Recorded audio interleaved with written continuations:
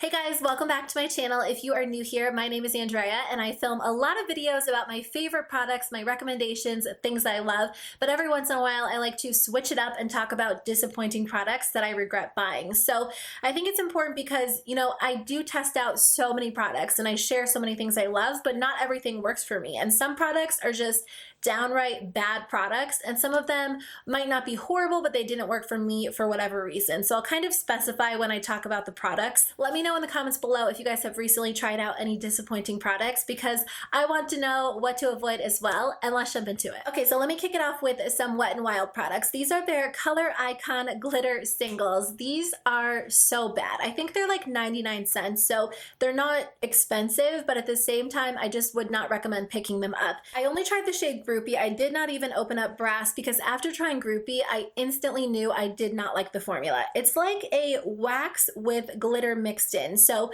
when you apply it to the eyes, you do not get like an opaque finish, which is okay because sometimes you don't when you use glitter, but the actual product is so like wacky.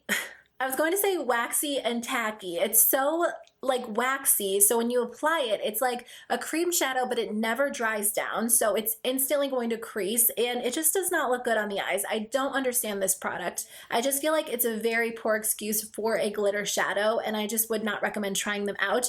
They just don't make sense to me. So I did film a review on the Wet n Wild Photo Focus Concealer. I'll link it in the description box below. It was like a comparison review with a bunch of affordable concealers, and this was probably either my least favorite or like my second to least favorite when I filmed that video, and I've used it multiple times since then, and I just can't get on board with this concealer. I feel like there are so many good affordable concealers out there that this one is just not even worth having in my collection any longer. It applies nicely at first. It goes on nicely, it blends out nicely, but it creases almost instantly on me, and concealers do crease pretty easily on me because I do have under eye wrinkles, but I feel like this one is so bad. Like, it instantly creases, and it's not very buildable, so you kind of have to go in with that initial layer, and you can't really layer it on top of itself, at least in my experience. If you're looking for an affordable option, I would recommend ColourPop or Makeup Revolution. I just think that this one is disappointing, and I think I'm mostly disappointed in it because I love Wet n Wild. They're cruelty-free, this product is vegan, so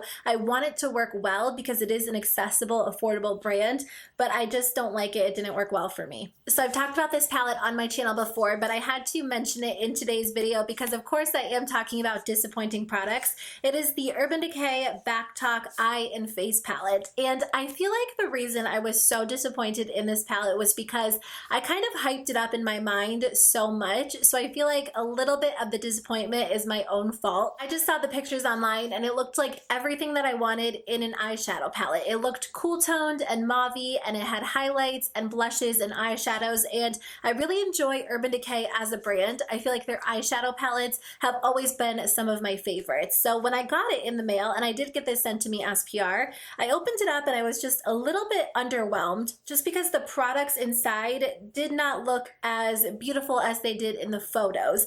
And on top of that, I feel like the palette itself is very inconsistent. I feel like Urban Decay has been releasing so many products like back to back, and I feel like the quality just hasn't been there. I feel like the face products in this palette just aren't very good. The blushes are better than the highlights, but they're not my favorite formula, and the highlights just are a little bit dry, almost like a little bit gritty. I just don't really enjoy them very much. And then the eyeshadows perform fairly well in general, but there are a couple of shadows in here that aren't, the greatest. They're not Urban Decay quality. So I was just kind of disappointed in this palette as a whole, but for me personally, there are just other affordable alternatives. ColourPop makes some great options. They actually have a palette that has a lot of the similar colors in it, so I'll link that one in the description box below, but this one was a no for me. Okay, you guys, I tried out some products from Sunday Riley because I did just try out a bunch of products from Drunk Elephant, and I filmed an entire review on like the 5 products that I tried, and a lot of people said they like Sunday Riley better than Drunk Elephant. So I tried out 2 products. The first one is the C.E.O. Rapid Flash Brightening Serum, and this is their vitamin C serum. The Drunk Elephant C Firma, or their vitamin C serum, is like my favorite skincare product ever. I think it's done amazing things for my skin, and I just wanted to try something else to kind of compare it to because that was the first vitamin C serum that I had ever tried. So I tried out Sunday Riley's, and I don't want to say this is a bad product, but it's definitely not a product for me. I think if you have dry skin or, normal skin and you're looking for a vitamin C serum, you might like this one. But for me, the serum kind of left my skin a little bit greasy, a little bit overhydrated. So when I applied makeup, my foundation would actually break down a lot more quickly than it would if I didn't use this product or I used the Drunk Elephant vitamin C serum. That might not be a determining factor for everybody if you don't really wear makeup or you don't wear makeup over your vitamin C serum, but I wear vitamin C every single morning. So I feel like my makeup has to go on nicely on top, and I didn't really know any better because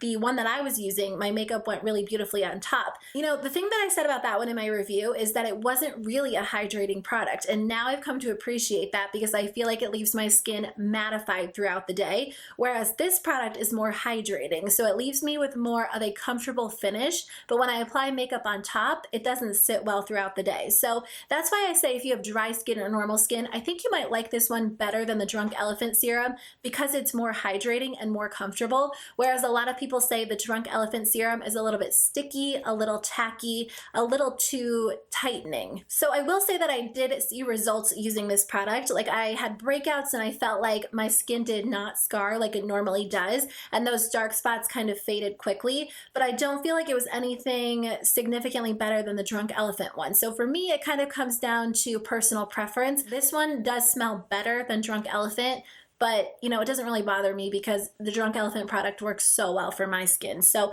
I just like C Firma. I'm going to stick with that one. I just kind of wanted to update you guys because a few of you were wondering how I liked this product, if it was better than Drunk Elephant. So for me personally, it was disappointing, but I could see why other people would enjoy it. The other Sunday Riley product that I tried was their Ceramic Slip Clay Cleanser, and I did talk about this in, I think, my March favorites and fails.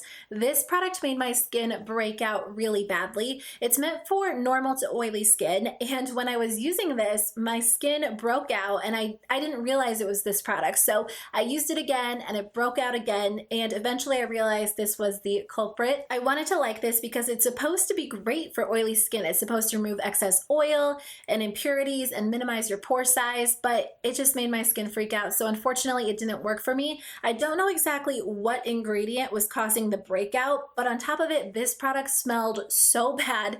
And it's so funny because I was reading the comments on that video and so many of you guys said the same thing. I know skincare isn't necessarily supposed to smell good because if a brand does not add fragrance into their skincare, it's not necessarily going to smell amazing, but I still want to be able to use the product without getting a headache from the scent. And this one has such a strong, weird scent. I just didn't like it. So I don't know, after trying these two products, I'm kind of hesitant to try more Sunday Riley products. I do have a couple on my Sephora loves list that you guys have recommended to me, but I just feel like because Sunday Riley and Drunk Elephant are pretty comparable in price, I'd rather just go with Drunk Elephant because I've had a lot of good experience with their products, whereas the two Sunday Riley products that I tried just didn't work for me. But let me know in the comments below if you guys have tried any Sunday Riley products and you liked them or you didn't like them, just because I would love to hear your thoughts on the brand. So this next product is something that I got in my BoxyCharm, and I feel like BoxyCharm has been nailing it lately. They give me so many good products. I love my boxes, and